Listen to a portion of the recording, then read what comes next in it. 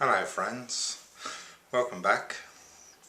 This is part 21 of Shep's Spiritual Awakening and Destiny to Serve, and this part's about more conspirators getting into my light, and these I'll tell you about in a minute. I'll foreclose some information.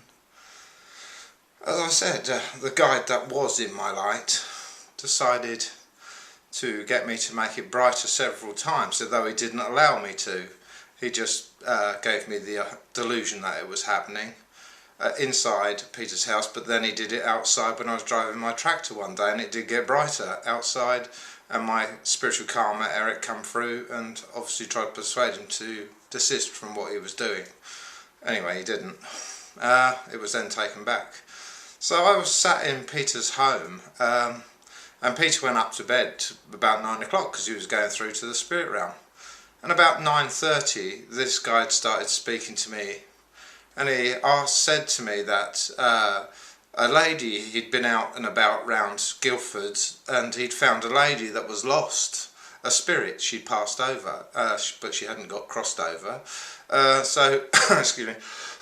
So anyway, he said that the two pinnacles that were coming down into Peter's house in his back garden had attracted her to his home, and he'd found her outside, and he'd persuaded her as a spirit orb, I mean not down here in person, he persuaded her because he said he could communicate with her, I guess. He persuaded her to come through my light. Peter had told me he'd helped somebody to cross over once, but this guy had persuaded me that I could help people he could take them through my light into the spirit realm if they're willing to go through my light. So this was a delusion. They all have their own light to go through, of course, and their own spirit guides to help them through, and loved ones.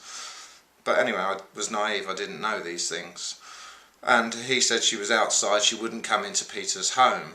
Now, Peter had said no evil spirit could get into his home, but I didn't feel I was in any danger whatsoever. So he said, will you go outside, because she's waiting outside but she won't come into Peter's home, and get your light made brighter, and I'll take her through into the spirit realm. So I complied quite happily. I walked outside, I thought I was helping somebody, and I asked for my light to be made brighter before me, and it got that. And then the guide that was in my light showed me a delusion. He made a light appear in my mind using this very powerful technology in my light. He made it appear, and I could see an image of him there coming down it, and a little old lady walking into it, which he was projecting into me, a delusion. And she turned around, and he used his mind to conjure up a voice and send to me through this equipment of a little old lady's voice turning around saying, "Thank you, dear," or something like that. And then he said to me, "That's done, you can go back, close your light and go back in." But what I didn't know was that that was all a delusion at that time. I didn't know this. I didn't even know he was staying in my light. But what happened that night is that it was organised crime conspiring against me in the spirit realm, against Father God's awakening, and they corrupted this guy to come into my light and block me with technology they'd stolen, obviously, from a government in the spirit realm on plane 2.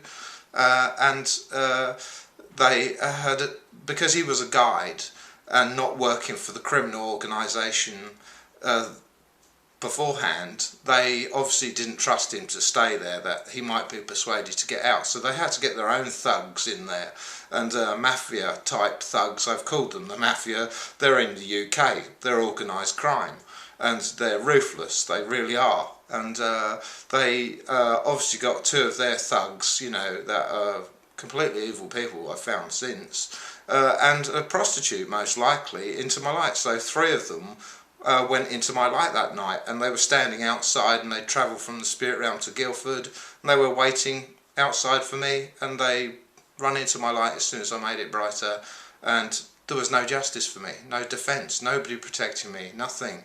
They were just doing basically what they liked with me at that point. So unaware of this, I walked back into Peter's home and thought no more of it. Anyway, thank you for watching. I'll go on to the next video, which is about the last week of May this all happened. So I'll go on to the next video, which, as I say, is about being attacked. My first real attack from the spirit with this technology. So love and light to you. See you in the next video. Bless you. Shep.